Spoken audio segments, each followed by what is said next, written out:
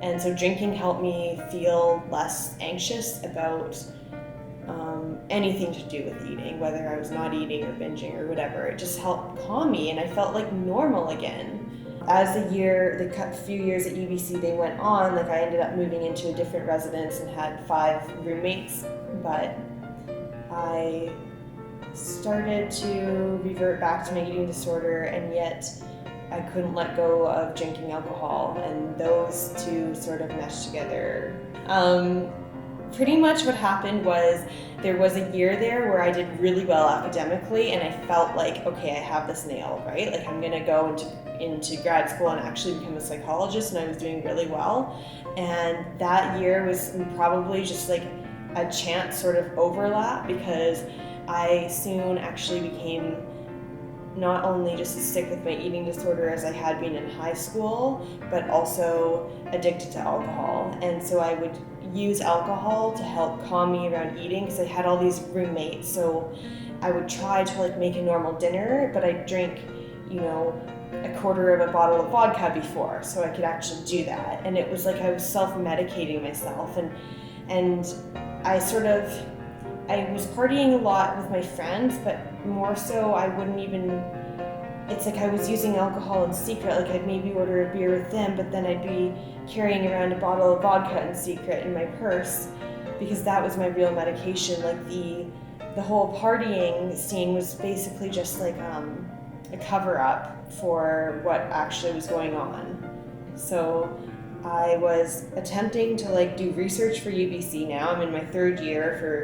for the psychology department. I'm attempting to do full-time courses while I am consuming, like, at my worst it was over like a 26-ounce bottle of vodka a day, while I am binging and purging up to like 3 times a day, while I am also starving myself, while I am meeting my friends for maybe lunch once a week and trying to appear like everything's all right.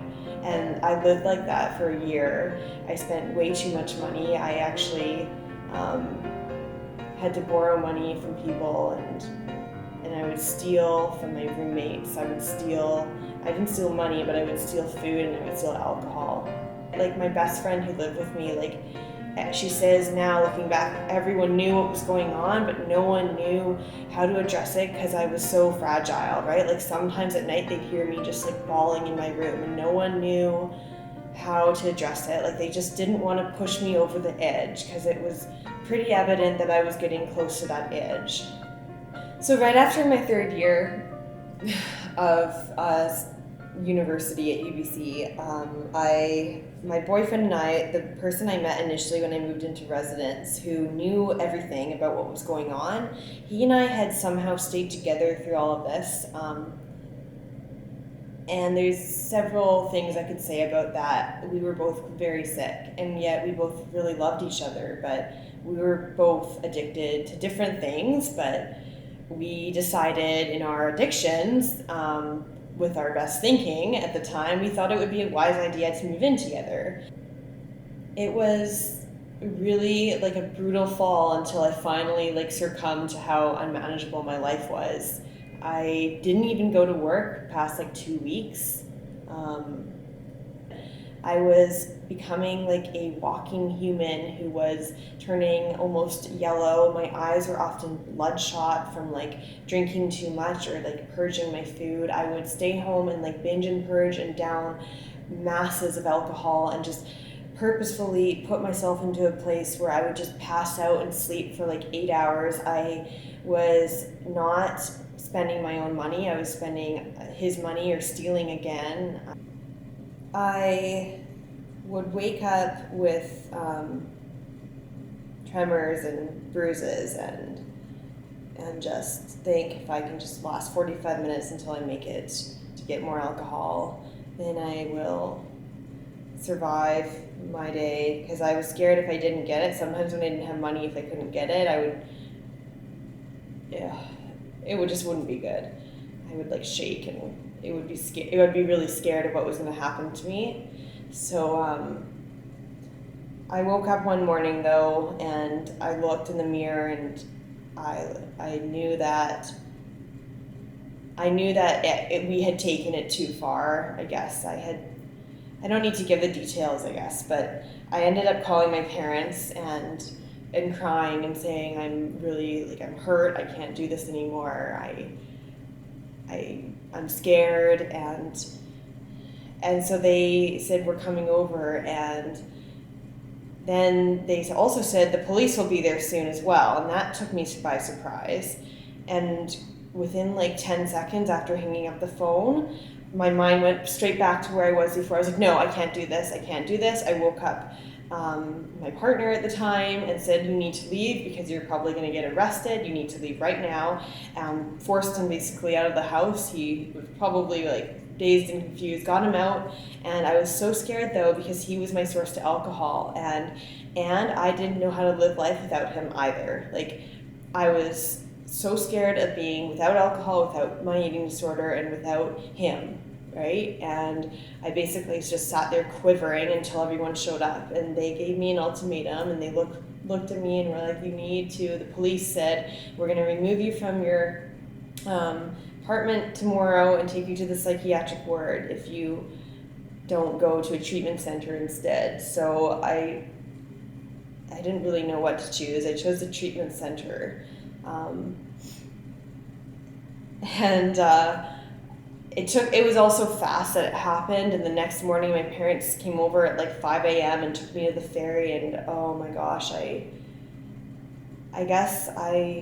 because up to that point I had just accepted that I was going to like die of alcoholism and die of an eating disorder and just leave my family behind and just put them out of their misery, because they had tried to raise like a really functioning, loving human being, and instead I had turned out the way I had turned out, and I just thought at this point it was better for me to just like leave them and let them move on and mourn me and move on.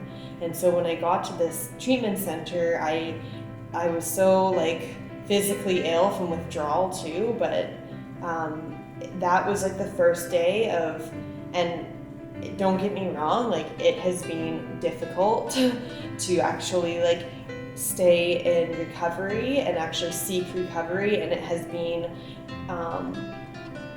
at times, like sometimes I feel like, because I have relapsed into both my eating disorder and my alcoholism since I initially like sought recovery, but being in recovery right now, I can say that like once I made a decision to actually live, even if I slip, I know that as long as I keep wanting to live, and I have built I let people into my life now, like my friends who I actually lived with all this time at university, new friends I've made in a recovery program for alcohol addiction, right? Like many of whom have a history of eating disorders too. My family, even some of my professors, I've let all those people in as to what was really going on. And they have just said, thank goodness you're alive. We knew it was going on, but until someone wants help themselves, it's really difficult to change them. And after like 6 years, I finally knew that if I didn't seek help for myself, I was gonna die for myself. Like it's not about anyone else. I needed to actually want to do it for myself. Now I can like go to my workplace and tell someone like, yeah, like sometimes I get nervous before I go to work. Like, do you feel that way? And like normal person, you know, who sits like the desk across from me is like, yeah, I feel that way sometimes too. And I'm like, oh my God, I'm not alone, you know? And my whole life I felt like I was the only one who felt that way, like felt super nervous. And now it's just more about communication, like opening up. And that is like what's saving my life. It's not like, you know, this profound one day where I just changed forever. It's just the simple things that I've learned how to do differently. When I was at my sickest, when I walked by people on campus, I'd always like kind of stare at the ground or give them like a cold look, because I kind of thought that everyone was doing that to me. And I know in a really, like I find in Vancouver and on campus, sometimes people do that. And now when I walk by people, I try to look them in the eye. That's how I've changed. That's one of the biggest things I've noticed in my life, is when I'm walking by people now, I often say like good morning or a smile, or I look them in the eye, because when people do that to me, I feel connected. And that deprivation, the lack of connection with other people, I think is one of the biggest pieces that actually sort of propelled me into this whole thing. And now I do that because I need connection with other people, and I think other people need connection with others too. That's one of the biggest, I mean, it's small, but it's one of the biggest things